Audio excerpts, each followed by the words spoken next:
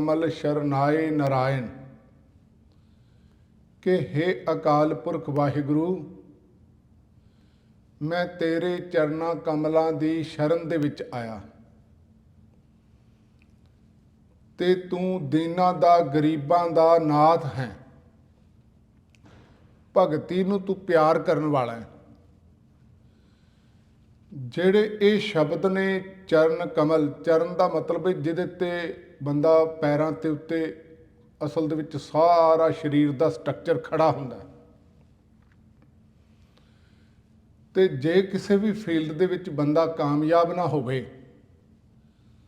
ਤੇ ਆਪਾਂ ਆਮ ਹੀ ਇਹ ਸ਼ਬਦ ਵਰਤ ਲੈਂਦੇ ਹਾਂ ਵੀ ਫਲਾਣੇ ਬੰਦੇ ਦੇ ਇੱਥੇ ਪੈਰ ਨਹੀਂ ਲੱਗੇ। ਜਦੋਂ ਕੋਈ ਬੰਦਾ ਕੰਮ ਕਰਾਏ, ਨਵਾਂ ਆਰੰਭ ਕਰੇ, तो आप कहने भी यदि पैर धराई इस फील्ड दे विच हो गई है। वो गॉड एंटिटी है जिहदे बारे गुरु साहब जी ने सानू बाणी दे अंदर मार्गदर्शन किया, गाइडेंस दी है। वो अकाल पुरख वाहिगुरु जी दा बारे जो जिन्ना भी नॉलेज है शब्द दे विच, उस अकाल पुरख वाहिगुरु जी दे चरण ने। ते गुरु साहब जी ने उनके चरणों नूं कमलों दे नाल तुलना दे के, जिहदा मतलब है कमल दे विच जिवें ब्यूटी हुंदी है, चिक्कड़ दे विच खिड़दा है, अपने आप नूं चिक्कड़ नहीं लगन दिंदा, उहदे अंदर कोमलता है, उहदे अंदर महक है। ये सारियां खूबियां बाणी दे नाल जुड़न दे नाल साडे अंदर पैदा हो जांदियां। इस करके शब्द ही असल दे विच अकाल पुरख वाहिगुरु जी दे चरण हिरदै शब्द, हिरदै चरण शब्द सतगुर को नानक बांधे उपाल। हजूर ने बाणी दे अंदर बाणी नूं चरण कहा है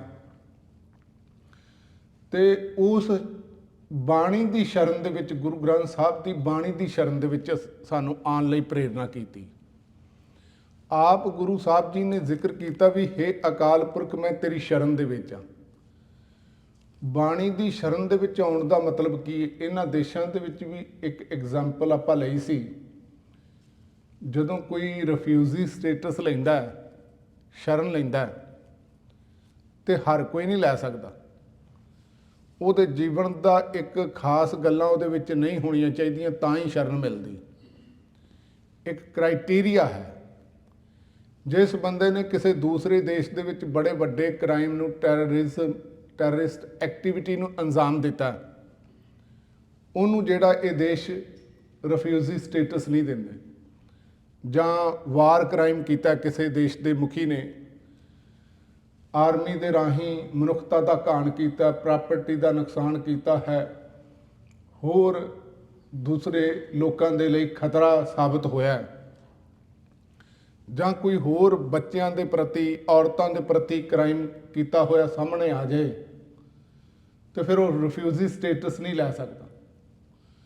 सेम इस तरह जदों असी गुरु ग्रंथ साहब की बाणी दे विच असल दे विच ते भूमीए वर्गे चोरां नूं, सज्जण वर्गे ठग्गां नूं ते भाई बिधि चंद जी का जो पहला जीवन है ਉਹਦੇ ਵਿੱਚ ਉਹ कई बार चोरी करके आ जाते हैं।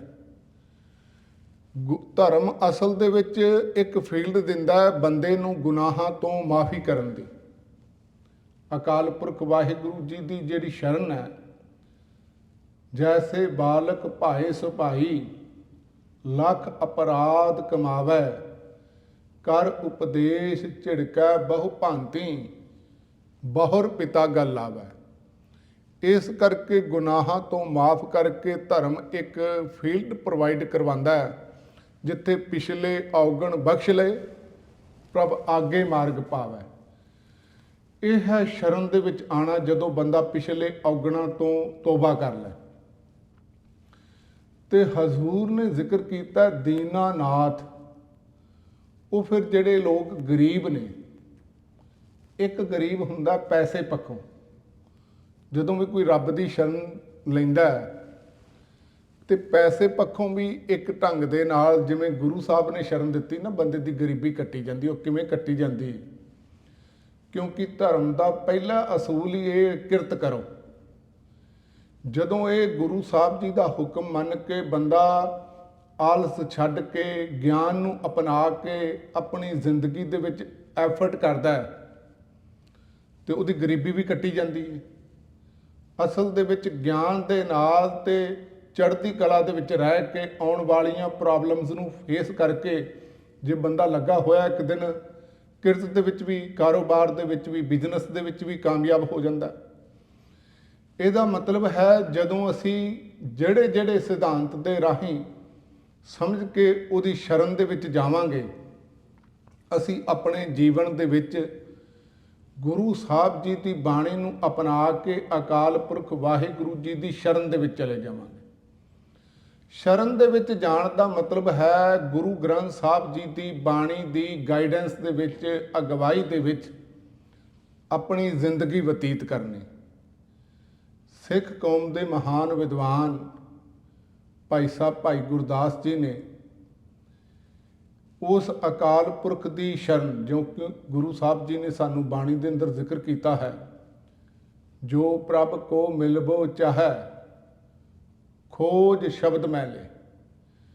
ਵੈਸੇ ਤੇ ਸਾਰੇ ਸੰਸਾਰ ਦੀ ਜਿੰਨੀ ਤਰੱਕੀ ਹੈ ਨਾ, ਉਹ ਗਿਆਨ ਦੀ ਸ਼ਰਨ ਦੇ ਵਿੱਚ ਆਉਣ ਦੇ ਨਾਲ ਹੀ ਹੋਈ ਹੈ।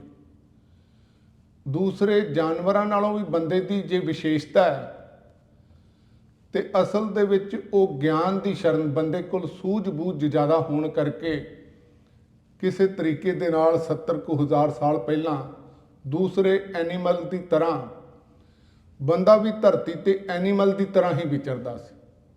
ਬੰਦੇ ਕੋਲ ਰਹਿਣ ਵਾਸਤੇ ਇਹੋ ਜਿਹੇ ਘਰ ਨਹੀਂ ਸੀ, ਜੰਗਲ ਦੇ ਵਿੱਚ ਜੀਵਨ ਬਤੀਤ ਸੀ। ਪਾਉਣ ਵਾਸਤੇ ਇਹੋ ਜਿਹੇ ਕੱਪੜੇ ਨਹੀਂ ਸੀ। ਖਾਣ ਵਾਸਤੇ 36 ਪ੍ਰਕਾਰ ਦੇ ਵੀ, ਉਸ ਤੋਂ ਵੀ ਕਈ ਸੈਂਕੜੇ ਪ੍ਰਕਾਰ ਦੇ ਹੁਣ ਤੇ ਬੰਦੇ ਨੇ ਟੇਸਟ ਪੈਦਾ ਕਰ ਲਏ ਨੇ, ਉਹ ਨਹੀਂ ਸਨ।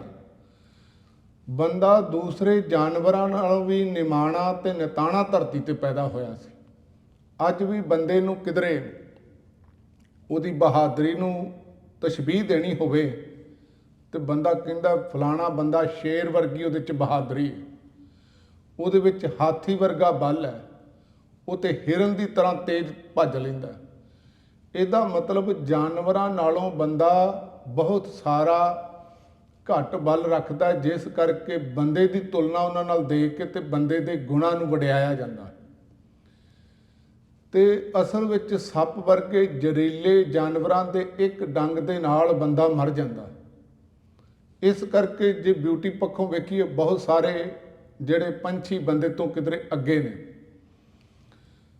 ਪਰ ਬੰਦੇ ਦੇ ਕੋਲ ਦਿਮਾਗ ਹੋਣ ਕਰਕੇ, ਗਿਆਨ ਹੋਣ ਕਰਕੇ ਅਸਲ ਦੇ ਵਿੱਚ ਦੂਸਰੇ ਜਾਨਵਰਾਂ ਨਾਲੋਂ ਬੰਦੇ ਨੇ ਸਾਰਿਆਂ ਨੂੰ ਧਰਤੀ ਦੇ ਉੱਤੇ ਰਾਜ ਕੀਤਾ, ਵਸ ਕਰ ਲਿਆ। ਸ਼ੇਰ ਵਰਗੇ ਜਾਨਵਰ ਸਰਕਸ ਆਦਿਕ ਦੇ ਵਿੱਚ ਬੰਦੇ ਦੇ ਇਸ਼ਾਰਿਆਂ ਤੇ ਨੱਚਦੇ ਨੇ। ਹਾਥੀ ਵਰਗੇ ਜਾਨਵਰਾਂ ਤੋਂ ਕਿਧਰੇ ਜ਼ਿਆਦਾ ਪਾਵਰਫੁਲ ਬੰਦੇ ਨੇ ਮਸ਼ੀਨਾਂ ਪੈਦਾ ਕਰ ਲਈਆਂ ਨੇ, ਤੇ ਆਪਣੇ ਕੰਟਰੋਲ ਦੇ ਵਿੱਚ ਉਹ ਜਾਨਵਰਾਂ ਨੂੰ ਯੁਕਤੀ ਵਰਤ ਕੇ ਬੰਦਾ ਕਰ ਲੈਂਦਾ ਹੈ। ਇਸੇ ਤਰ੍ਹਾਂ ਸਾਰੀ ਧਰਤੀ ਦੇ ਉੱਤੇ ਬੰਦਾ ਜੋ ਰਾਜ ਕਰ ਰਿਹਾ ਨਾ ਜਾਨਵਰਾਂ ਦੇ ਉੱਤੇ, ਤੇ ਅਸਲ ਦੇ ਵਿੱਚ ਉਹ ਬੰਦੇ ਦਾ ਇਸ ਕਰਕੇ ਵਾਪਰਿਆ ਗਿਆਨ ਕਰਕੇ। ਭਾਈ ਸਾਹਿਬ ਭਾਈ ਗੁਰਦਾਸ ਜੀ ਕਹਿੰਦੇ ਨੇ, ਪਸ਼ੂ ਆ ਮਨੁੱਖ ਦੇਹ ਅੰਤਰ ਅੰਤਰ ਇਹ ਸ਼ਬਦ ਸੁਰਤ ਕੋ ਵਿਵੇਕ ਅਵਿਵੇਕ ਹੈ, ਕਿ ਹੈ ਇਨਸਾਨ ਅਸਲ ਦੇ ਵਿੱਚ ਪਸ਼ੂ ਤੇ ਤੇਰੇ ਵਿੱਚ ਇਹ ਫਰਕ ਹੈ ਵੀ ਉਹਦੇ 'ਚ ਵਿਵੇਕ ਨਹੀਂ, ਉਹਦੀ ਸੂਝ-ਬੂਝ ਇੰਨੀ ਨਹੀਂ। ਇਸ ਕਰਕੇ ਜਿਹੜਾ ਜੇ ਕਿਧਰੇ ਸੂਝ-ਬੂਝ ਹੁੰਦੀ ਨਾ, ਤੇ ਜਿਵੇਂ ਬੰਦਾ ਅੱਜ ਜਿਹੜਾ ਇਕਨੋਮਿਕ ਫੀਲਡ ਦੇ ਵਿੱਚ ਹੈ, ਤੇ ਤੁਸੀਂ ਵੇਖੋ ਬੰਦਾ ਪੁਲਾੜ ਤੱਕ ਜਾਣ ਦੇ ਲਈ ਬਹੁਤ ਸਾਰੀਆਂ ਸੈਟੇਲਾਈਟ ਲਾਂਚ ਕਰ ਰਿਹਾ, ਤੇ ਕਿਧਰੇ ਪਸ਼ੂ ਵੀ ਆਪਣੀਆਂ ਸੈਟੇਲਾਈਟ ਲਾਂਚ ਕਰਦੇ, ਉਹ ਵੀ ਆਪਣੇ ਆਪਣੇ ਮੋਬਾਈਲ ਮਾਰਕੀਟ ਦੇ ਵਿੱਚ ਲਿਆਉਂਦੇ, ਉਹ ਵੀ ਆਪਣੀ ਜਿਹੜੀ ਟੈਕਨੋਲੋਜੀ ਦੁਨੀਆ ਨੂੰ ਇੰਟਰੋਡਿਊਸ ਕਰਦੇ। ਤੇ ਅਸਲ ਦੇ ਵਿੱਚ ਬੰਦੇ ਲਈ ਬੜਾ ਔਖਾ ਸੀ। ਤੇ ਹੁਣ ਕਹਿਣ ਦਾ ਮਤਲਬ ਗਿਆਨ ਕਰਕੇ ਹੀ ਬੰਦਾ ਜਿਹੜਾ ਸਾਰੀ ਕੁਦਰਤ ਦੇ ਉੱਤੇ ਆਪਣੇ ਆਪ ਰਾਜ ਜਿਹੜਾ ਕਰ ਰਿਹਾ।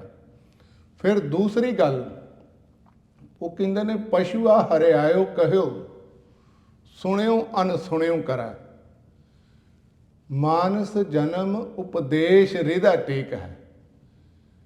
ਬੰਦਾ ਜਿਹੜਾ ਨਾ ਅਸਲ ਦੇ ਵਿੱਚ ਗਿਆਨ ਸੁਣ ਕੇ ਉਹਨੂੰ ਰੋਕਿਆ ਜਾ ਸਕਦਾ ਹੈ।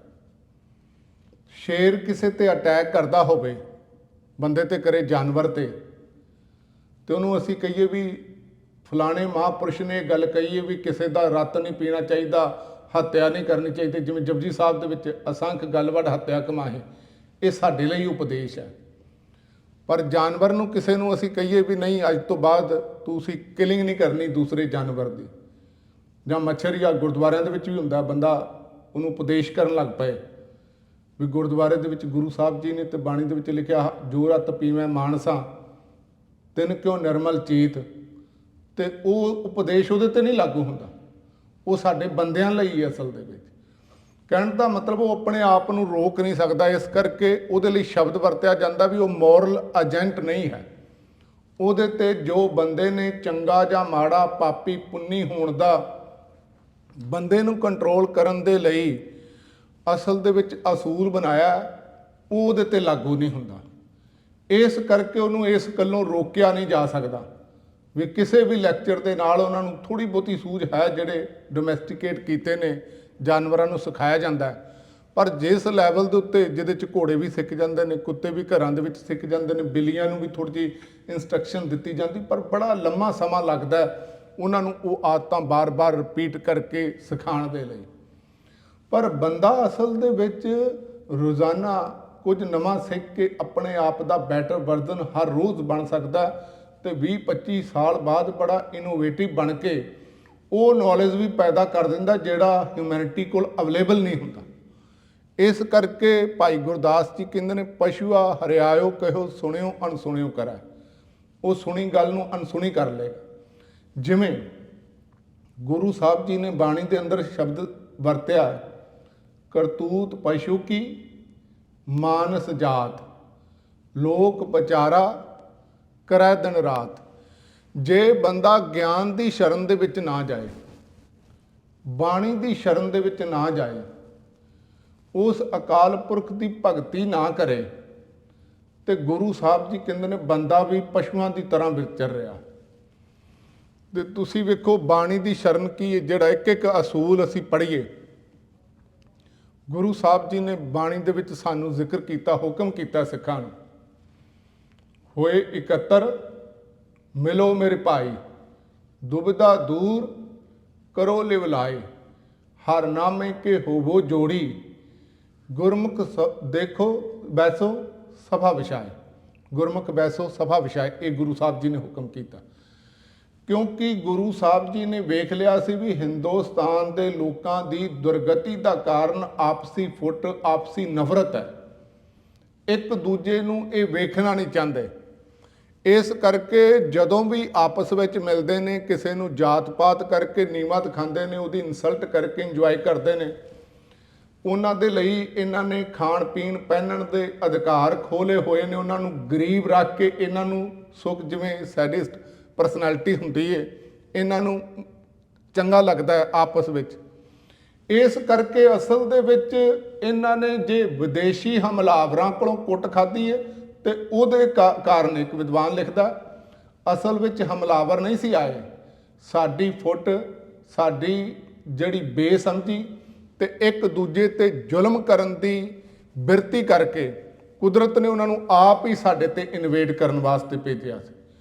ਇਸ ਕਰਕੇ ਉਹਨਾਂ ਲੋਕਾਂ ਨੂੰ ਗੁਰੂ ਸਾਹਿਬ ਜੀ ਨੇ ਇਕੱਠਿਆਂ ਕੀਤਾ ਵੀ ਜੋ ਤੁਹਾਡੇ ਅੰਦਰ ਬੰਦਾ ਬੰਦੇ ਨੂੰ ਨਫ਼ਰਤ ਕਰ ਰਿਹਾ, ਜੇ ਤੁਸੀਂ ਛੋਟੀ ਜਾਤ ਵਾਲੇ ਕਹਿ ਕੇ ਨਫ਼ਰਤ ਕਰ ਰਹੇ ਹੋ, ਤੇ ਮੁਗਲਿਆ ਹਕੂਮਤ ਆ ਕੇ ਜਿਹੜਾ ਅਸਲ ਦੇ ਵਿੱਚ ਇੱਥੇ ਇਨਵੇਡ ਕਰਦੀ, ਤੁਹਾਡੀਆਂ ਇੱਜ਼ਤਾਂ ਨੂੰ ਹੱਥ ਪਾਉਂਦੀ, ਤੁਹਾਡਾ ਧਨ ਦੌਲਤ ਪ੍ਰਾਪਰਟੀ ਸੁਰੱਖਿਅਤ ਨਹੀਂ ਹੈ, ਤੁਹਾਡੀ ਜੀਵਨ ਦਾ ਕੋਈ ਪਤਾ ਨਹੀਂ ਕਦੋਂ ਕਿਸੇ ਨੇ ਕਤਲ ਕਰ ਦੇਣਾ, ਇਹਦਾ ਕਾਰਨ ਤੁਸੀਂ ਹੋ।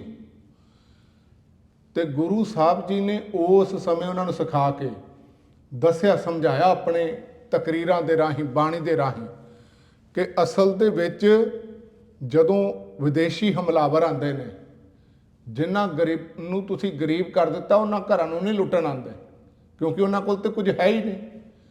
ਉਹਨਾਂ ਦੀਆਂ ਇੱਜ਼ਤਾਂ ਨੂੰ ਘੱਟ ਹੱਥ ਪੈਂਦਾ ਹੈ, ਕਿਉਂਕਿ ਜਿਹੜੇ ਵੱਡੇ ਘਰਾਣੇ ਦੀਆਂ ਔਰਤਾਂ ਨੇ ਉਹਨਾਂ ਵੱਲ ਉਹ ਜ਼ਿਆਦਾ ਅਟਰੈਕਟ ਹੁੰਦੇ ਨੇ, ਉਹਨਾਂ ਦੇ ਘਰਾਂ ਚੋਂ ਹੀ ਧਨ ਦੌਲਤ ਮਿਲਦਾ ਹੈ।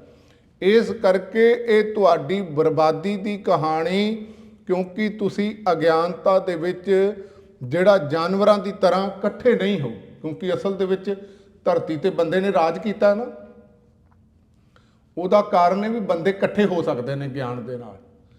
ਜਾਨਵਰਾਂ ਦੇ ਗਰੁੱਪ ਹੁੰਦੇ ਨੇ 25 30 40, ਵੱਧ ਜੇ ਚਿੜੀਆਂ ਦਾ ਹੋਏਗਾ ਤੇ 1000 2000 ਚਿੜੀਆਂ ਇਕੱਠੀਆਂ ਤੁਸੀਂ ਵੇਖੀਆਂ ਹੋਣਗੀਆਂ। ਛੋਟੇ ਛੋਟੇ ਗਰੁੱਪ ਹੁੰਦੇ ਨੇ, ਇਸ ਕਰਕੇ ਸ਼ੇਰਾਂ ਦੇ ਗਰੁੱਪ ਨੂੰ ਪ੍ਰਾਈਡ ਕਹਿੰਦੇ ਨੇ। ਜੇ ਵੋਲਫਸ ਦਾ ਹੋਵੇ ਤੇ ਅਸਲ ਪੈਕ ਜਿਹੜਾ ਕਿਹਾ ਜਾਂਦਾ, ਹਰਡ ਹਾਥੀ ਤੇ ਹੋਰ ਜਿਹੜੇ ਪਸ਼ੂ ਪੰਛੀ ਨੇ, ਜਿਹੜੇ ਫਲੌਕ ਫਲਾਈਟ ਕੰਗਰੀਗੇਸ਼ਨ ਨਾਮ ਦਿੱਤੇ ਗਏ ਨੇ, ਉਹਨਾਂ ਦੇ ਬੜੇ ਛੋਟੇ ਛੋਟੇ ਗਰੁੱਪ ਹੁੰਦੇ ਨੇ।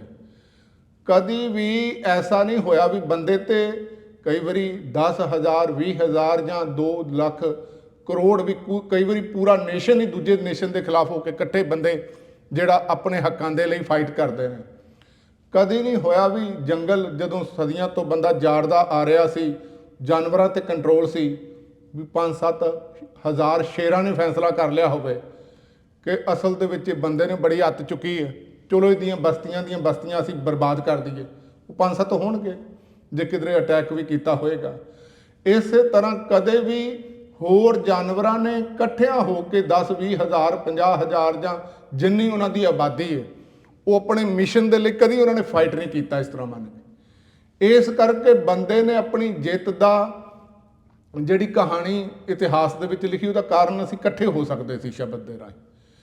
ਤੇ ਗੁਰੂ ਸਾਹਿਬ ਜੀ ਨੇ ਸਾਨੂੰ ਇਕੱਠਿਆਂ ਕੀਤਾ। ਗੁਰੂ ਨਾਨਕ ਸਾਹਿਬ ਜੀ ਤੋਂ ਲੈ ਕੇ ਜਿਹੜੀਆਂ ਕਿਧਰੇ ਬੌਲੀ ਦੀ ਜਿਹੜੀ ਰਚਨਾ ਕਰਕੇ, ਕਿਧਰੇ ਸਰੋਵਰਾਂ ਦੀ ਰਚਨਾ ਕਰਕੇ, ਕਿਧਰੇ ਲੰਗਰ ਦੀ ਪ੍ਰਥਾ ਚਲਾ ਕੇ, ਤੇ ਗੁਰੂ ਸਾਹਿਬ ਜੀ ਮੋਹਰਾਂ ਵੀ ਦਿੰਦੇ ਰਹੇ ਵੀ ਤੁਸੀਂ ਪੈਸੇ ਲੈ ਕੇ, ਜਿਹੜਾ ਧਨ ਦੌਲਤ ਲੈ ਕੇ, ਕਿਉਂਕਿ ਵੈਸੇ ਤੇ ਬੰਦਾ ਵਿਕਾਊ ਹੀ ਹੈ, ਤੇ ਤਪੇ ਆਦਿਕ ਨੂੰ ਮੋਹਰਾਂ ਦੇ ਕੇ ਵੀ ਗੁਰੂ ਸਾਹਿਬ ਹੋਰ ਵੀ ਲੋਕ ਲੈਂਦੇ ਸਨ ਵੀ ਇਕੱਠੇ ਬਹਿ ਕੇ ਏਕਤਾ ਦਾ ਅਹਿਸਾਸ ਕਰੋ, ਆਪਣੀਆਂ ਨਵੀਆਂ ਪੀੜ੍ਹੀਆਂ ਦੇ ਅੰਦਰ ਭਰੋ। ਉਹਦੇ ਨਾਲ ਵਾਪਰਿਆ ਕੀ ਕਿ ਸਿੱਖ ਇਕੱਠੇ ਹੋਏ, ਗੁਰੂ ਗੋਬਿੰਦ ਸਿੰਘ ਜੀ ਦੇ ਗਿਆਨ ਦੀ ਸ਼ਰਨ ਦੇ ਵਿੱਚ ਗਏ। ਤੇ ਜਦੋਂ ਸ਼ਰਨ ਦੇ ਵਿੱਚ ਗਏ, ਕਿਉਂਕਿ ਰੱਬ ਦੀਨਾਂ ਦਾ ਨਾਥ ਹੈ ਨਾ, ਗਰੀਬਾਂ ਦਾ ਨਾਥ ਹੈ। ਜਿਨ ਕੀ ਜਾਤ ਔਰ ਕੁਲ ਮਾਹੀ, ਸਰਦਾਰੀ ਨਾ ਭਈ ਕਦਾਹੀ, ਇਨਹੀ ਕੋ ਸਰਦਾਰ ਬਣਾऊं, इन्हीं ते राजे उपजाऊं, राज करन की रीत सिखाऊं। गुरु साहब जी अज दे शब्द दे अंदर दोवां पंक्तियां नूं सामने रखी, चरण कमल शरनाए नारायण। तेरे कम जेड़े चरण ने वो कमल की तरह ने, ते हे अकाल पुरख वाहिगुरू मैं तेरी शरण दे विच आ गया। ते तू दीना दा नाथ है, जेड़ा शरण दे विच आएगा उहदी गरीबी कट्टी जाएगी। गुरु साहब जी ने कहा तुसी शरण दे विच आओ, होए कतर मिलो मेरे भाई। अज तुसी गुलाम हो, पर ये गुलामी सदियां नहीं रहेगी, तुहाडे सदा नहीं रहेगी। ते सिख 100 साल एक गुरु ग्रंथ साहब जी दे नाल जुड़े। गुरु ग्रंथ साहब नाल एक करके साडे विचार एक सन, साडे ग्रुप नहीं बने। ते असल दे विच ग्रुपां दे नाल ते प्राप्ति नहीं सी होनी, सारा पंथ इकट्ठा ही सी।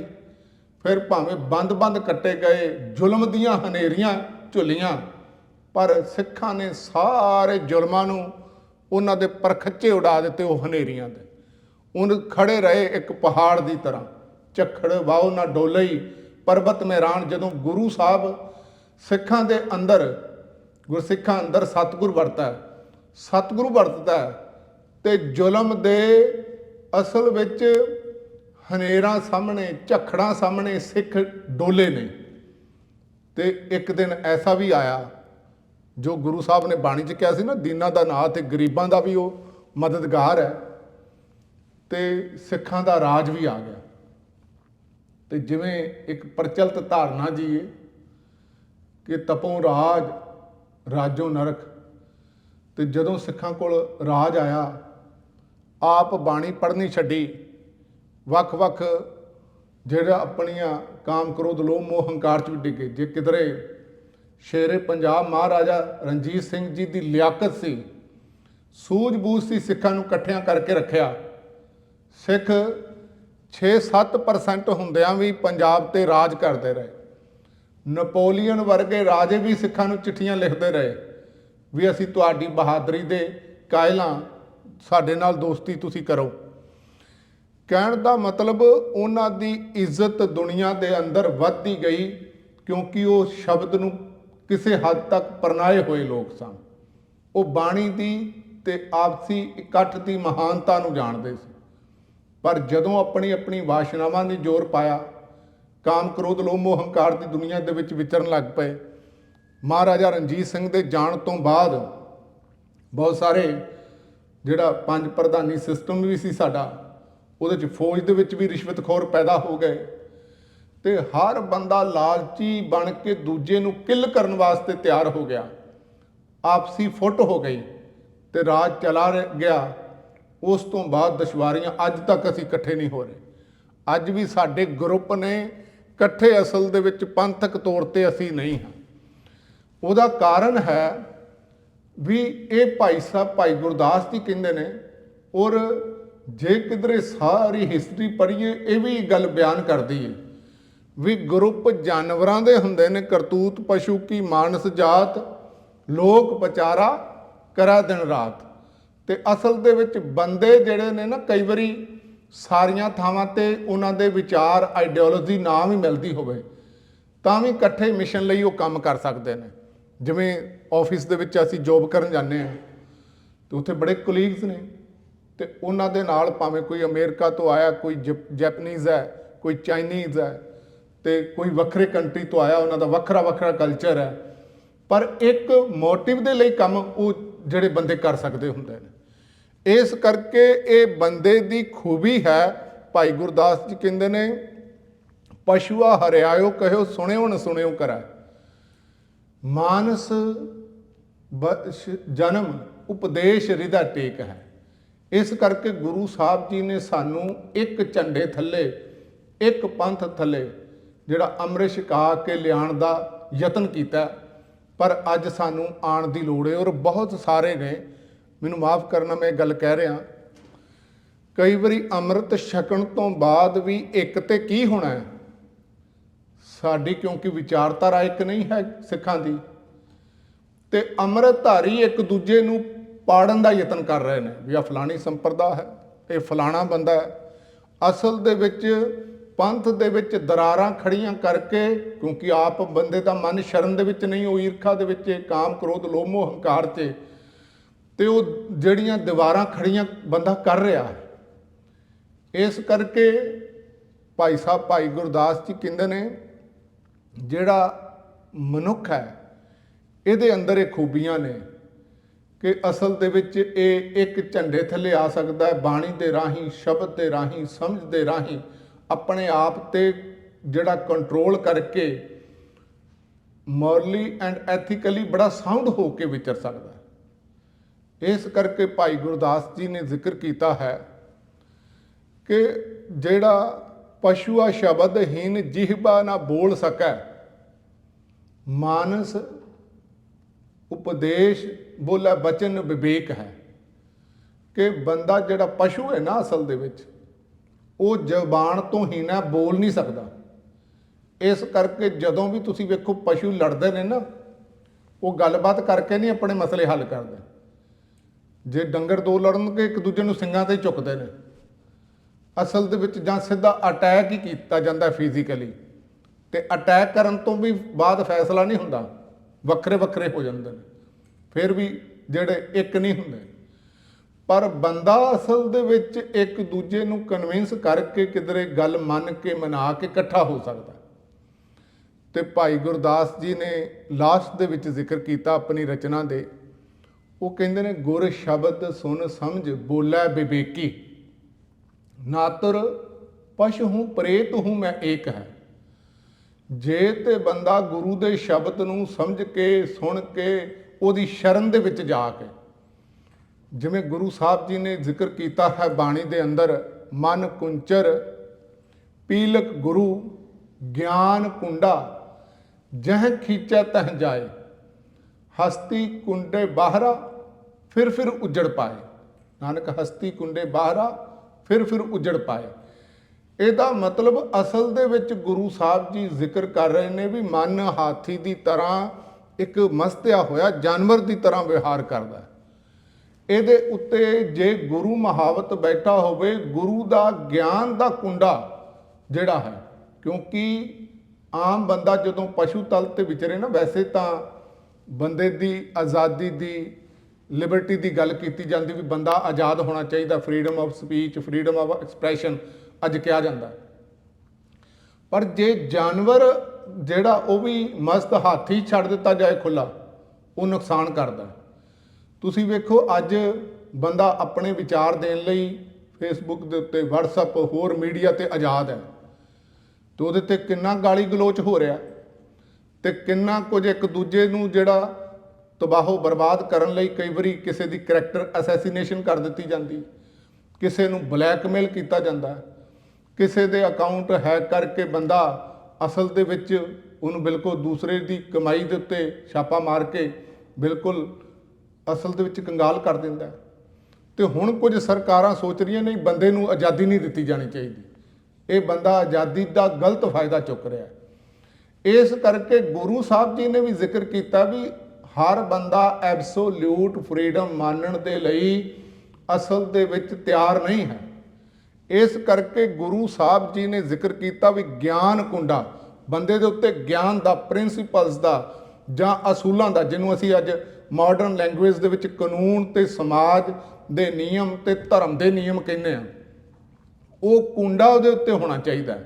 ਤੇ ਸਭ ਤੋਂ ਵਧੀਆ ਕੁੰਡਾ ਜਿਹੜਾ ਬੰਦੇ ਦੇ ਉੱਤੇ ਹੋਣਾ ਚਾਹੀਦਾ ਨਾ, ਉਹ ਹੈ ਗੁਰੂ ਦਾ ਕੁੰਡਾ, ਗੁਰੂ ਦੇ ਗਿਆਨ ਦਾ, ਜਿਹਦੇ 'ਚ ਬੰਦਾ ਸੈਲਫ ਰੂਲ ਐਂਡ ਰੈਗੂਲੇਸ਼ਨ ਦੇ ਵਿੱਚ ਆ ਸਕਦਾ, ਉਹਦੀ ਸੰਭਾਵਨਾ ਹੈ। ਪਰ ਸਾਰੇ ਨਹੀਂ ਆ ਪਾਉਂਦੇ। ਉਹਦਾ ਕਾਰਨ ਹੈ ਗੁਰੂ ਸਾਹਿਬ ਜੀ ਦੀ ਆਪਣੀ ਆਬਜ਼ਰਵੇਸ਼ਨ ਹੈ ਕਿ ਕੋਟ ਮੱਧੇ ਕੋ ਵਿਰਲਾ ਸੇਵਕ, ਕਰੋੜਾਂ ਦੇ ਵਿੱਚੋਂ ਕੋਈ ਵਿਰਲਾ ਇਨਸਾਨ ਹੁੰਦਾ ਜਿਹੜਾ ਰੱਬ ਦੇ ਅਸੂਲਾਂ ਨੂੰ, ਗੁਰਬਾਣੀ ਨੂੰ ਸਮਝ ਕੇ ਤੇ ਉਹਦੇ ਮੁਤਾਬਕ ਜ਼ਿੰਦਗੀ ਜਿਉਣ ਲਈ ਤਿਆਰ ਹੋਵੇ। ਆਮ ਬੰਦਾ ਨਹੀਂ ਕਰਦਾ। ਇਸ ਕਰਕੇ ਜਿਹੜਾ ਬੰਦਾ ਰੱਬ ਦੀ ਸ਼ਰਨ ਦੇ ਵਿੱਚ ਨਹੀਂ ਹੈ, ਉਹ ਕਾਮ, ਕ੍ਰੋਧ, ਲੋਭ, ਮੋਹ, ਹੰਕਾਰ, ਈਰਖਾ, ਦਵੈਸ਼, ਨਿੰਦਾ, ਚੁਗਲੀ, ਇਹ ਬੁਰਾਈਆਂ ਦੀ ਸ਼ਰਨ ਦੇ ਵਿੱਚ ਆਟੋਮੈਟਿਕ ਹੀ ਵਿਚਰ ਰਿਹਾ। ਤੇ ਜਿਹੜਾ ਬੰਦਾ ਵਿਕਾਰਾਂ ਦੇ ਅਧੀਨ ਹੁੰਦਾ ਹੈ ਨਾ, ਉਹ ਬੰਦਾ ਫਿਰ ਸਰਕਾਰਾਂ ਦੇ ਵੀ ਅਧੀਨ ਹੁੰਦਾ, ਉਹਦੇ ਤੇ ਦੁਨਿਆਵੀ ਕਾਨੂੰਨ ਲਾਗੂ ਹੋ ਰਿਹਾ ਹੁੰਦਾ। ਤੇ ਜਦੋਂ ਅਸਲ ਦੇ ਵਿੱਚ ਬੰਦਾ ਪਵਿੱਤਰ ਹੋ ਜਾਏ, ਜਿਵੇਂ ਅਸੀਂ ਪਿੱਛੇ ਪੜ੍ਹਿਆ ਹੈ, ਤੇ ਹਜ਼ੂਰ ਜ਼ਿਕਰ ਕਰਦੇ ਨੇ ਕਿ ਨਾਮ ਧਿਆਇਨ ਸਾਜਨਾ, ਜਨਮ ਪਦਾਰਥ ਜੀਤ, ਨਾਨਕ ਧਰਮ ਐਸੇ ਚਵੈ ਕਿ ਤੋਨ ਭਵਨ ਪੁਨੀਤ। ਅਸਲ ਦੇ ਵਿੱਚ ਉਹ ਤਾਂ ਕਾਨੂੰਨ ਨੂੰ ਵੀ ਰਿਫਾਰਮ ਕਰਨ ਦੀ ਸਮਰੱਥਾ ਰੱਖਦਾ, ਨਵੇਂ ਸਟੈਂਡਰਡ ਪੈਦਾ ਕਰ ਦਿੰਦਾ ਦੁਨੀਆ ਦੇ ਅੰਦਰ। ਇਸ ਕਰਕੇ ਅੱਜ ਦੇ ਸ਼ਬਦ ਦੇ ਅੰਦਰ ਧੰਨ ਗੁਰੂ ਅਰਜਨ ਸਾਹਿਬ ਸੱਚੇ ਪਾਤਸ਼ਾਹ ਨੇ ਸਾਨੂੰ ਗੁਰੂ ਦੀ ਬਾਣੀ ਦੀ ਜਿਹੜੀ ਵਿਚਾਰਧਾਰਾ ਹੈ, ਉਹਦੇ ਵਿੱਚ ਆਪਣੇ ਆਪ ਦੇ ਵਿੱਚ ਸੁੰਦਰਤਾ ਹੈ, ਸਾਡੇ ਬਿਹੇਵ ਦੀ ਸੁੰਦਰਤਾ, ਖਾਸ ਕਰਕੇ ਉਹਦੇ 'ਚ ਕੋਮਲਤਾ ਹੈ, ਦੂਜੇ ਦਾ ਦੁੱਖ ਦਰਦ ਵੰਡਾਉਣ ਦੀ ਸਮਰੱਥਾ, ਇਮੋਸ਼ਨਲ ਤੌਰ ਤੇ ਦੂਜੇ ਦੇ ਇਮੋਸ਼ਨ ਨੂੰ ਸਮਝ ਕੇ ਬਿਹੇਵ ਕਰਨ ਦੀ ਸਮਰੱਥਾ ਬੰਦੇ ਦੇ ਅੰਦਰ ਪੈਦਾ ਹੋ ਜਾਂਦੀ। ਉਹਦੇ ਵਿੱਚ ਚਿੱਕੜ ਦੇ ਵਿੱਚ ਰਹਿ ਕੇ ਕਮਲ ਖਿੜਦਾ, ਪਰ ਚਿੱਕੜ ਆਪਣੇ ਆਪ ਤੇ ਲੱਗਣ ਨਹੀਂ ਦਿੰਦਾ। ਉਹ ਭਾਵੇਂ ਰਾਜਨੀਤੀ ਦੇ ਵਿੱਚ ਹੋਵੇ, ਬੰਦਾ ਗਲਤ ਨਹੀਂ ਹੁੰਦਾ, ਪਰ ਇਹੋ ਜਿਹੇ ਸਾਨੂੰ ਹੁਣ ਨਹੀਂ ਲੱਭਦੇ ਸਾਡੇ ਲੀਡਰ, ਕੋਈ ਵੀ ਨਹੀਂ, ਕਿਸੇ ਫੀਲਡ 'ਚ, ਧਰਮ ਦੀ ਰਾਜਨੀਤੀ ਹੋਵੇ ਭਾਵੇਂ। ਉਹਦਾ ਰੀਜ਼ਨ ਹੈ ਕਿ ਅਸਲ ਦੇ ਵਿੱਚ ਅਸੀਂ ਉਸ ਸ਼ਬਦ ਦੀ ਸ਼ਰਨ ਦੇ ਵਿੱਚ ਨਹੀਂ ਗਏ ਹੋਏ। ਇਸ ਕਰਕੇ ਗੁਰੂ ਸਾਹਿਬ ਜੀ ਅੱਜ ਦੇ ਸ਼ਬਦ ਦੇ ਅੰਦਰ ਜਦੋਂ ਸ਼ਰਨ ਜਾਣ ਦੀ ਗੱਲ ਕਰਦੇ ਨੇ, ਤੇ ਕਮਲ ਦੇ ਫੁੱਲ ਦੇ ਵਿੱਚ ਮਹਿਕ ਹੁੰਦੀ ਹੈ, ਮਹਿਕ ਸਦੀਆਂ ਰੱਖੀ ਜਾ ਸਕਦੀ। ਅੱਜ ਵੀ ਵਿਦੇਸ਼ੀ ਮੈਗਜ਼ੀਨ ਵੀ ਛਾਪਦੇ ਨੇ ਨਾ ਵੀ ਸਿੱਖਾਂ ਨੇ ਜਿਹੜਾ ਖਾਲਸੇ ਨੇ ਰਾਜ ਕੀਤਾ, ਖਾਸ ਕਰਕੇ ਜਿਹਦਾ ਜ਼ਿਆਦਾ ਕ੍ਰੈਡਿਟ ਸ਼ੇਰੇ ਪੰਜਾਬ ਮਹਾਰਾਜਾ ਰਣਜੀਤ ਸਿੰਘ ਜੀ ਨੂੰ ਜਾਂਦਾ, ਵੀ ਉਹਦਾ ਰਾਜ ਉਸ ਸਮੇਂ ਦੇ ਸਾਰੇ ਰਾਜਿਆਂ ਨਾਲੋਂ ਚੰਗਾ ਸੀ। ਉਸ ਤਰ੍ਹਾਂ ਦਾ ਰਾਜ ਹੋਰ ਕੋਈ ਨਹੀਂ ਕਰ ਸਕਿਆ। ਇਹਦਾ ਮਤਲਬ ਇਹ ਮਹਿਕ ਹੈ, ਜਿਹੜੀ ਫ੍ਰੈਗਰੈਂਸ, ਉਹ ਸਰੀਰ ਚਲਾ ਗਿਆ ਪਰ ਉਹਦੇ ਕੋਲੋਂ ਅੱਜ ਵੀ ਆ ਰਹੀ ਹੈ।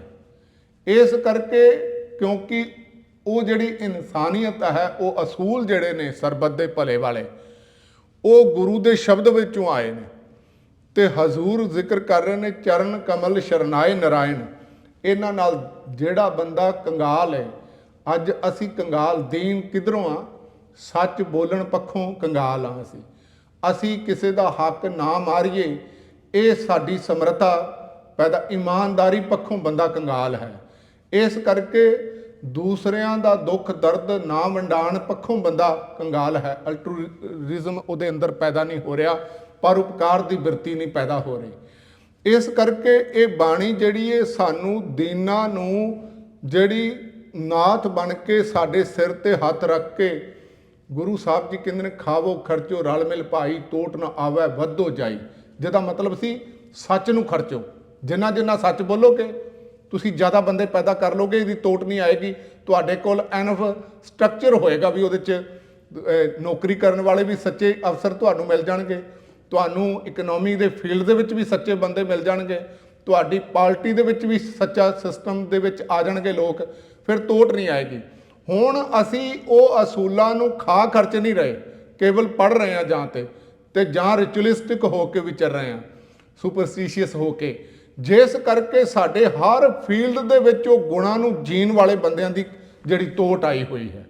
ਇਸ ਕਰਕੇ ਗੁਰੂ ਸਾਹਿਬ ਜੀ ਨੇ ਜ਼ਿਕਰ ਕੀਤਾ ਸੀ ਖਾਵੋ ਖਰਚੋ ਰਲ ਮਿਲ ਭਾਈ, ਤੋਟ ਨਾ ਆਵੇ ਵੱਧੋ ਜਾਈ। ਤੁਹਾਡੀ ਜਨਰੇਸ਼ਨ ਟੂ ਜਨਰੇਸ਼ਨ ਤੁਸੀਂ ਇਮਾਨਦਾਰ ਹੁੰਦੇ ਜਾਓਗੇ, ਚੰਗੇ ਇਨਸਾਨ ਬਣਦੇ ਜਾਓਗੇ। ਇਹ ਖਜ਼ਾਨਾ ਜਿੰਨਾ ਖਰਚੋਗੇ ਉਨਾ ਹੀ ਵਧੇਗਾ। ਤੇ ਇਸ ਕਰਕੇ ਜੇ ਬੰਦ ਕਰਕੇ ਰੱਖੋਗੇ ਤੇ ਪੰਜਾਬ ਦੇ ਵਿੱਚ ਹੋਰ ਵੀ, ਜਿਵੇਂ ਇਹ ਗੁਰਬਾਣੀ ਨੂੰ ਆਤਮਾ ਦਾ ਭੋਜਨ ਕਿਹਾ ਗਿਆ, ਤੇ ਅੱਜ ਲਗਾਤਾਰ ਕਈ ਸਾਲਾਂ ਤੋਂ ਅਸੀਂ ਨਸ਼ਿਆਂ ਨੂੰ ਪ੍ਰਮੋਟ ਕਰਨ ਵਾਲੇ, ਵਾਇਲੈਂਸ ਨੂੰ ਪ੍ਰਮੋਟ ਕਰਨ ਵਾਲੇ, ਬੋਸਟਫੁਲ ਕਿਸਮ ਦਾ ਮਿਊਜ਼ਿਕ ਸੰਗੀਤ ਸੁਣ ਕੇ ਉਹਦੀ ਸ਼ਰਨ ਦੇ ਵਿੱਚ ਚਲੇ ਗਏ। ਤੇ ਅਸਲ ਦੇ ਵਿੱਚ ਬਰਬਾਦੀ ਦੀ ਕਹਾਣੀ ਆਪਣੀ ਆਪ ਆਪਣੇ ਹੱਥਾਂ ਦੇ ਨਾਲ ਲਿਖ ਰਹੇ। ਤੇ ਹਜ਼ੂਰ ਨੇ ਅੱਜ ਦੇ ਸ਼ਬਦ ਦੇ ਅੰਦਰ ਆਰੰਭਤਾ ਕੀਤੀ ਹੈ, ਇੱਕ ਓੰਕਾਰ ਸਤਿਗੁਰ ਪ੍ਰਸਾਦ। ਉਹ ਅਕਾਲ ਪੁਰਖ ਵਾਹਿਗੁਰੂ ਇੱਕ ਹੈ ਤੇ ਸੱਚੇ ਗੁਰੂ ਦੀ ਕਿਰਪਾ ਦੇ ਨਾਲ ਮਿਲਦਾ ਹੈ। ਮਿਥਨ ਮੋਹ, ਮਿਥਨ ਦਾ ਮਤਲਬ ਹੁੰਦਾ ਹੈ ਮਿਥਿਆ ਹੋਇਆ, ਜਿਹੜਾ ਟੈਂਪਰੇਰੀਲੀ ਹੈ, ਜਿਹੜਾ ਪਰਮਾਨੈਂਟ ਨਹੀਂ। ਉਹਦੀ ਅਟੈਚਮੈਂਟ ਦੇ ਵਿੱਚ, ਉਹਦੀ ਅਟੈਚਮੈਂਟ ਦੋ ਤਰੀਕੇ ਨਾਲ ਹੁੰਦੀ ਜਿਹੜਾ ਮਾਇਆ ਦਾ ਮੋਹ ਹੈ ਨਾ। ਇੱਕ ਤਾਂ ਧਨ ਦੌਲਤ ਦੇ ਰੂਪ ਦੇ ਵਿੱਚ, ਪ੍ਰਾਪਰਟੀ ਦੇ ਰੂਪ ਦੇ ਵਿੱਚ, ਜਿਹਨੂੰ ਜੜ ਮਾਇਆ ਕਿਹਾ ਗਿਆ ਹਿੰਦੁਸਤਾਨ ਦੇ ਵਿੱਚ। ਹਾਲਾਂਕਿ ਪੈਸੇ ਤੇ ਪ੍ਰਾਪਰਟੀ ਨੂੰ ਗੁਰੂ ਸਾਹਿਬ ਨੇ ਮਾਇਆ ਨਹੀਂ ਕਿਹਾ, ਗੁਰੂ ਸਾਹਿਬ ਨੇ ਬੰਦੇ ਦੇ ਸੁਭਾਅ ਨੂੰ ਮਾਇਆ ਕਿਹਾ। ਜੇ ਕਿਧਰੇ ਸੁਭਾਅ ਬਦਲ ਜਾਏ, ਤਿਨਕਾ ਖਾਂਦਾ ਪੈਂਦਾ ਮਾਇਆ ਸਭ ਪਵਿੱਤਰ ਹੈ ਜੋ ਨਾਮ ਹਰ ਰਾਤੇ। ਫਿਰ ਜਿੰਨਾ ਮਰਜ਼ੀ ਪੈਸਾ ਹੋਵੇ, ਫਿਰ ਲੱਖੀ ਸ਼ਾਹ ਵਣਜਾਰੇ ਦੀ ਤਰ੍ਹਾਂ ਆਪਣਾ ਧਨ ਦੌਲਤ ਘਰ ਫੂਕ ਕੇ ਵੀ ਗੁਰੂ ਤੋਂ ਕੁਰਬਾਨ ਹੋਣ ਦੀ ਜੁਰਤ ਸਦਾ ਹੀ ਬਣੀ ਰਹਿੰਦੀ। ਅਸੂਲਾਂ ਤੇ ਬੰਦਾ ਪਿੱਠ ਨਹੀਂ ਦਿੰਦਾ। ਫਿਰ ਰਾਜੇ ਸ਼ਿਵਨਾਬ ਦੀ ਤਰ੍ਹਾਂ ਰਾਜ ਵੀ ਜੇ ਬਾਅਦ 'ਚ ਕਰਦਾ ਰਹੇ, ਗੁਰੂ ਨਾਨਕ ਸਾਹਿਬ ਦੇ ਸੰਪਰਕ ਤੋਂ ਵਿੱਚ ਆਉਣ ਤੋਂ ਬਾਅਦ ਉਹਦੇ ਵਿੱਚ ਨਿਆਂ ਹੋਏਗਾ, ਜਸਟਿਸ ਹੋਏਗਾ ਲੋਕਾਂ ਨਾਲ, ਉਹ ਮਨੁੱਖਤਾ ਦੀ ਸੇਵਾ ਬਣ ਜਾਏਗੀ। ਤੇ ਜਦੋਂ ਅਸਲ ਦੇ ਵਿੱਚ ਬੰਦਾ ਧਰਮ ਨੂੰ ਪਿੱਠ ਦੇ ਦੇ, ਫਿਰ ਉਹ ਮੂੰਹ ਬਣ ਜਾਂਦਾ। ਇਸੇ ਤਰ੍ਹਾਂ ਪਰਿਵਾਰ ਆਮ ਹਾਲਤਾਂ ਦੇ ਵਿੱਚ ਮੋਹ ਹੁੰਦਾ, ਜਿਹੜੀ ਚੇਤਨ ਮਾਇਆ ਕਿਹਾ ਜਾਂਦਾ। ਤੇ ਜੇ ਅਸੀਂ ਇਹ ਸਮਝ ਲਈਏ ਵੀ ਸਹੀ ਪਿਆਰੇ ਮੇਲ ਜਿੰਨਾ ਮਿਲਿਆ ਤੇਰਾ ਨਾਮ ਚਿਤਾਵੇ, ਦੀਨ ਦਿਆਲ ਭਰੋਸੇ ਤੇਰੇ ਸਭ ਪਰਿਵਾਰ ਚੜਾਇਆ ਬੇੜੇ। ਜੇ ਪਰਿਵਾਰ ਹੋਵੇ ਹੀ ਗੁਰੂ ਗੋਬਿੰਦ ਸਿੰਘ ਜੀ ਦੀ ਤਰ੍ਹਾਂ, ਵੀ ਮਾਂ ਪਿਓ ਵੀ, ਪਿਤਾ ਜੀ ਵੀ ਸ਼ਹੀਦ ਤੇ ਪੁੱਤਰ ਵੀ ਸ਼ਹੀਦ, ਆਪ ਵੀ ਉਸ ਮਿਸ਼ਨ ਤੇ ਤੁਰੇ ਨੇ, ਤੇ ਫਿਰ ਉਹ ਅਸਲ ਦੇ ਵਿੱਚ ਮੋਹ ਨਹੀਂ ਬਣਦਾ। ਉਹ ਅਸੂਲਾਂ ਦੇ ਉੱਤੇ principal base society Guru Sahib ਬਣਾਉਣਾ ਚਾਹੁੰਦੇ ਸੀ। ਤੇ ਜਦੋਂ ਸਾਨੂੰ ਅਟੈਚਮੈਂਟ ਹੁੰਦੀ ਨਾ ਪੈਸੇ ਨਾਲ, ਅਸੀਂ ਅੰਦਰੋਂ ਕਰਪਟ ਹੁੰਦੇ ਹਾਂ। ਜਦੋਂ ਕਿਸੇ ਸਰੀਰ ਨਾਲ ਹੁੰਦੀ ਹੈ, ਉਦੋਂ ਅਸੀਂ ਜਸਟਿਸ ਨਹੀਂ ਕਰ ਸਕਦੇ। ਉਦੋਂ ਜਾਂ ਤਾਂ ਸਾਡੇ ਅੰਦਰ ਨੈਪੋਟਿਜ਼ਮ ਹੁੰਦਾ ਵੀ ਭਾਈਵਾਦ ਭਤੀਜਾਵਾਦ, ਜਿਵੇਂ ਬਹੁ ਪ੍ਰਪੰਚ ਕਰ ਪਰ ਤਨ ਲਿਆਵੈ, ਸੁਤਦਾਰਾ ਪੈ ਆਨ ਲੁਟਾਵੈ, ਮਨ ਮੇਰੇ ਭੂਲੇ ਕਪਟ ਨਾ ਕੀਜੈ, ਅੰਤ ਨਵੇਰਾ ਤੇਰੇ ਜੀ ਪੈ ਲੀਜੈ। ਅੱਜ ਹਰ ਬੰਦਾ ਜਿਹੜਾ ਨਾ ਮਾਇਆ ਦੇ ਪਰਿਵਾਰ ਦੇ ਮੋਹ ਦੇ ਵਿੱਚ ਆਪਣੇ ਪਰਿਵਾਰ ਦੇ ਲਈ ਸੁੱਖ ਦੇ ਸਾਧਨ ਪੈਦਾ ਕਰਨ ਲਈ ਦੂਜਿਆਂ ਦੇ ਪਰਿਵਾਰਾਂ ਨੂੰ ਬਰਬਾਦ ਕਰ ਰਿਹਾ ਹੈ। ਆਪਣੀ ਇੱਜ਼ਤ ਦੇ ਲਈ ਦੂਜਿਆਂ ਦੀ ਬੇਇੱਜ਼ਤੀ ਕਰਕੇ ਆਪਣੀ ਇੱਜ਼ਤ ਦਾ ਭਰਮ ਪਾਲਿਆ ਜਾ ਰਿਹਾ ਹੈ। ਦੂਜਿਆਂ ਦੇ ਨੁਕਸਾਨ ਦੇ ਵਿੱਚੋਂ ਆਪਣੇ ਫਾਇਦੇ ਲੱਭੇ ਜਾ ਰਹੇ ਨੇ। ਦੂਜਿਆਂ ਦੀਆਂ ਚੀਕਾਂ ਤੇ ਕੁਰਲਾਹਟ ਦੇ ਵਿੱਚੋਂ ਆਪਣੇ ਪਰਿਵਾਰ ਦੇ ਲਈ ਬੰਦਾ ਹਾਸੇ ਲੱਭਦਾ ਹੈ। ਅਸਲ ਦੇ ਵਿੱਚ ਇਹ ਜਿਹੜਾ ਬੰਦੇ ਦਾ ਰੂਪ ਹੈ ਨਾ ਮਾਇਆ ਦੇ ਮੋਹ ਦਾ, ਰੂਪ ਹੈ। ਇਹਦੇ ਵਿੱਚ ਗੁਰੂ ਸਾਹਿਬ ਜੀ ਜ਼ਿਕਰ ਕਰਦੇ ਨੇ, ਔਰ ਜਿਹੜੀ ਬੰਦੇ ਦੇ ਵਿਹਾਰ ਦੀ ਵਿਆਖਿਆ ਹੈ ਨਾ, ਉਹਦੇ 'ਚ ਪਹਿਲੀ ਗੱਲ ਆਉਂਦੀ ਨੈਪੋਟਿਜ਼ਮ, ਦੂਸਰਾ ਹੁੰਦਾ ਕਰੋਨੀਜ਼ਮ, ਜਦੋਂ ਆਪਣੇ ਦੋਸਤਾਂ ਮਿੱਤਰਾਂ ਦੀ ਫੇਵਰ ਕਰਦਾ ਭਾਵੇਂ ਉਹ ਗਲਤੀ ਹੋਣ, ਬੰਦਾ ਕਹਿੰਦਾ ਨਹੀਂ ਆ ਮੇਰਾ ਦੋਸਤ ਮੈਂ ਇਹਦਾ ਸਾਥ ਦੇਣਾ। ਤੇ ਇਸੇ ਤਰ੍ਹਾਂ ਤੀਸਰੀ ਗੱਲ ਜਿਹੜੀ ਵਾਪਰਦੀ ਹੈ, ਬੰਦਾ ਕੰਫਰਮੇਟੀ ਬਾਇਸ ਹੋ ਜਾਂਦਾ ਵੀ ਆ ਮੇਰੇ ਗਰੁੱਪ ਦੇ ਬੰਦੇ ਨੇ, ਧੜਾ ਰਾਜਨੀਤਿਕ, ਜਿੰਨਾ ਮਰਜ਼ੀ ਗਲਤ ਕੰਮ ਕਰੇ ਮੈਂ ਇਹਦਾ ਸਾਥ ਦੇਣਾ ਕਿਉਂਕਿ ਮੇਰੀ ਪਾਰਟੀ ਹੈ, ਮੇਰਾ ਧਰਮ ਦਾ ਜਿਹੜਾ ਗਰੁੱਪ ਹੈ, ਵਿਚ ਇਜ਼ ਕਾਲਡ ਕੰਫਰਮੇਟੀ ਬਾਇਸ, ਜਿਹੜਾ ਬੰਦੇ ਦੇ ਜੀਵਨ ਚ ਆਉਂਦਾ।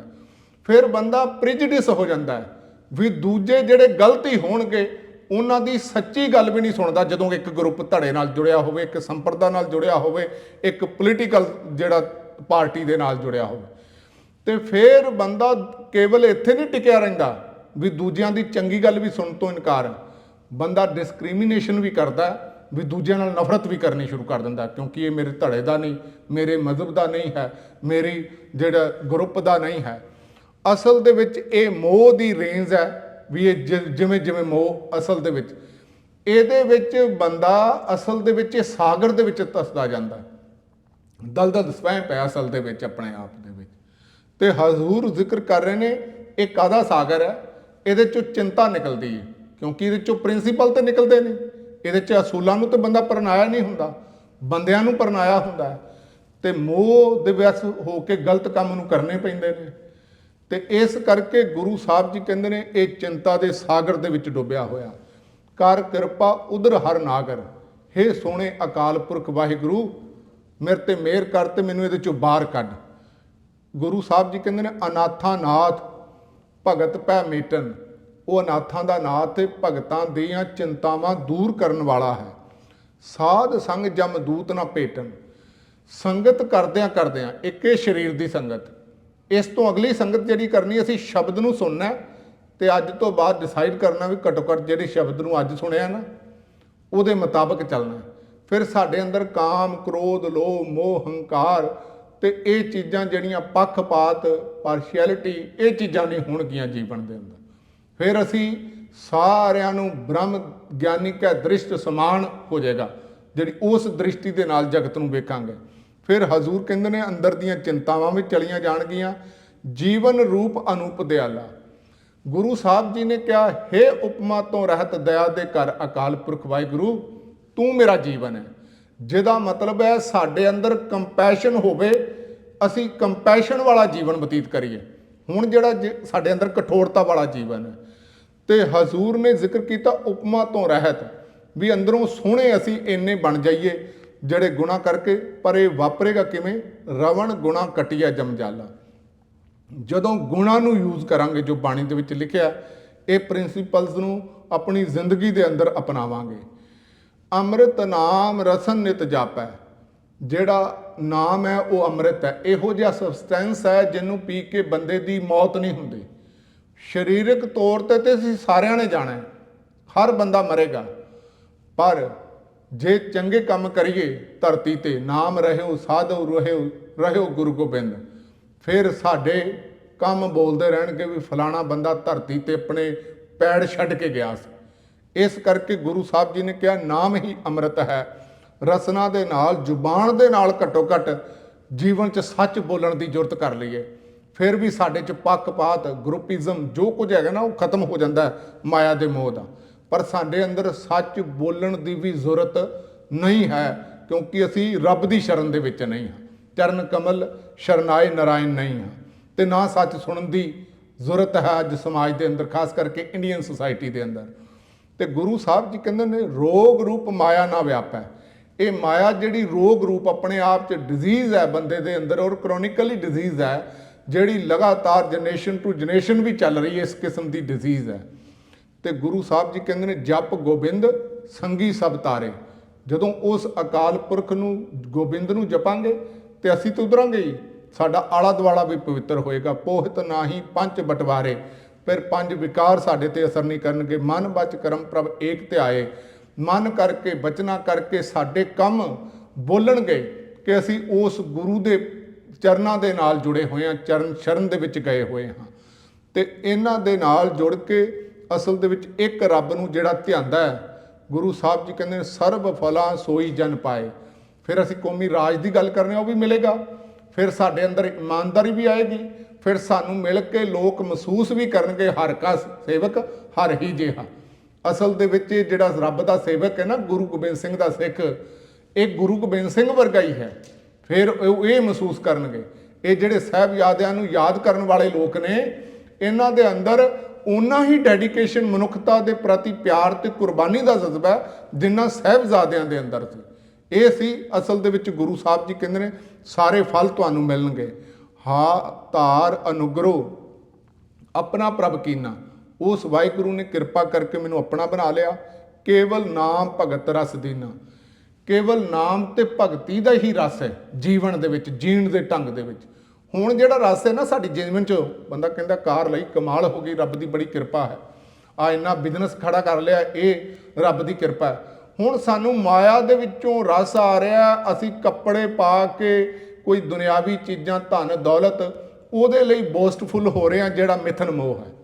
ਅਸਲ ਦੇ ਵਿੱਚ ਗੁਰੂ ਸਾਹਿਬ ਜੀ ਕਹਿੰਦੇ ਨੇ ਆਦ ਮੱਧ ਅੰਤ ਪ੍ਰਭ ਸੋਈ। ਆਦ ਤੋਂ ਮੱਧ ਹੁਣ ਤੇ ਅੰਤ ਆਖਿਰ ਨੂੰ ਉਸ ਅਕਾਲ ਪੁਰਖ ਵਾਹਿਗੁਰੂ ਦੀ ਹੀ ਅਸਲ ਦੇ ਵਿੱਚ ਉਹਦੇ ਚਰਨਾਂ ਦੇ ਨਾਲ ਹੀ ਹਜ਼ੂਰ ਕਹਿੰਦੇ ਨੇ ਮੈਂ ਜੁੜਿਆ ਵਾਂ। ਨਾਨਕ ਤਿਸ ਬਿਨ ਅਵਰ ਨਾ ਕੋਈ, ਉਸ ਤੋਂ ਬਿਨਾ ਉਹਦੇ ਬਰਾਬਰ ਹੋਰ ਕੋਈ ਨਹੀਂ, ਕਿਸੇ ਨੂੰ ਦਰਜਾ ਨਹੀਂ ਦਿੱਤਾ ਜਾ ਸਕਦਾ। ਜਿਹਦਾ ਮਤਲਬ ਹੈ ਜੇ ਹੁਣ ਅਸੀਂ ਜ਼ਿੰਦਗੀ 'ਚ ਹੀ ਪੰਕਤੀ ਨੂੰ ਆਪਣੇ ਜੀਵਨ 'ਚ ਅਪਣਾਉਣਾ ਹੋਏ ਨਾ ਵੀ ਰੱਬ ਤੋਂ ਬਿਨਾ ਹੋਰ ਕੋਈ ਨਹੀਂ ਉਹਦੇ ਵਰਗਾ, ਇਹ ਅਸੀਂ ਨਹੀਂ ਕਹਿ ਸਕਦੇ, ਕਿਉਂਕਿ ਸਾਨੂੰ ਤੇ ਧਨ ਦੌਲਤ ਲੱਗ ਰਿਹਾ, ਸਾਨੂੰ ਤਾਂ ਲੱਗਦਾ ਪਦਵੀਆਂ ਜਿਹੜੀਆਂ ਉਸ ਤੋਂ ਵੀ ਜ਼ਿਆਦਾ ਕੀਮਤੀ ਨੇ, ਸਾਨੂੰ ਤਾਂ ਲੱਗਦਾ ਵੀ ਜੇ ਝੂਠ ਬੋਲਾਂਗੇ ਸ਼ਾਇਦ ਜ਼ਿਆਦਾ ਕਾਮਯਾਬ ਹੋਵਾਂਗੇ। ਤੇ ਇਸ ਕਰਕੇ ਸਾਨੂੰ ਜਿਹੜਾ ਕੁਝ ਅਸੀਂ ਜਾਤ ਪਾਤ ਦੇ ਵਿੱਚੋਂ ਰਸ ਲੈ ਰਹੇ ਹਾਂ ਵੀ ਮੇਰੀ ਉੱਚੀ ਜਾਤ ਹੈ, ਸਾਡੇ ਸਾਰਾ ਮਿਊਜ਼ਿਕ ਹੀ ਉਹਦੇ 'ਤੇ ਆਧਾਰਿਤ ਹੈ। ਕਹਿਣ ਦਾ ਮਤਲਬ ਜਦੋਂ ਅਸੀਂ ਸੋਚਾਂਗੇ ਰੱਬ ਤੋਂ ਬਿਨਾ ਕੋਈ ਨਹੀਂ, ਉਦੋਂ ਅਸੀਂ ਗੁਰਬਾਣੀ ਦੇ ਮੁਤਾਬਕ ਜੀਵਾਂਗੇ। ਇਹ ਕੇਵਲ ਕਹਿਣ ਦੀਆਂ ਗੱਲਾਂ ਨਹੀਂ, ਡਾਇਲੌਗ ਸਾਰੇ ਬੋਲਦੇ ਨੇ, ਵੇਖੋ ਜੀ ਮੈਂ ਰੱਬ ਤੋਂ ਬਿਨਾ ਕਿਸੇ ਨੂੰ ਨਹੀਂ ਮੰਨਦਾ। ਤੇ ਅਸੀਂ ਧਾਰਨਾ ਵੀ ਕਈ ਵਾਰੀ ਪੜ੍ਹ ਲੈਂਦੇ ਹਾਂ, ਮੇਰਾ ਰੁੱਸੇ ਨਾ ਕਲਗੀਆਂ ਵਾਲਾ, ਜਗ ਭਾਵੇਂ ਸਾਰਾ ਰੁੱਸ ਜਾਏ। ਪਰ ਗੁਰੂ ਸਾਹਿਬ ਨੂੰ ਮਨਾਉਣ ਦਾ ਅਸੀਂ ਕੋਈ ਯਤਨ ਨਹੀਂ ਕੀਤਾ ਕਦੇ ਪ੍ਰੈਕਟੀਕਲੀ। ਇਸ ਕਰਕੇ ਅਸੀਂ ਉਹਨਾਂ ਤੋਂ ਦੂਰ ਹੀ ਜ਼ਿੰਦਗੀ ਬਤੀਤ ਕਰਕੇ ਡਾਇਲੌਗ ਬੋਲਦੇ ਰਹਿੰਦੇ ਹਾਂ। ਪਰ ਜਦੋਂ ਕੋਈ ਸਹੀ ਆਤਮਾ ਕਹਿੰਦੀ ਹੈ ਵੀ ਰੱਬ ਤੋਂ ਬਿਨਾ ਕੋਈ ਨਹੀਂ, ਤੇ ਉਹ ਉਸ ਰੱਬ ਨੂੰ ਜੀ ਕੇ ਕਹਿੰਦੀ ਹੈ। ਗੁਰੂ ਸਾਹਿਬ ਜੀ ਕਿਰਪਾ ਕਰਨ, ਇਹ ਵਿਚਾਰ ਸਾਡੇ ਅੰਦਰ ਦਾ ਸ਼ਿੰਗਾਰ ਬਣ ਜਾਣ। ਗਲਤੀਆਂ ਭੁੱਲਾਂ ਦੀ ਖਿਮਾ ਕਰਦੇ ਹੋਏ ਫਤਿਹ ਦੀ ਸਾਂਝ ਕਰੋ ਜੀਓ। ਵਾਹਿਗੁਰੂ ਜੀ ਕਾ ਖਾਲਸਾ, ਵਾਹਿਗੁਰੂ ਜੀ ਕੀ ਫਤਿਹ।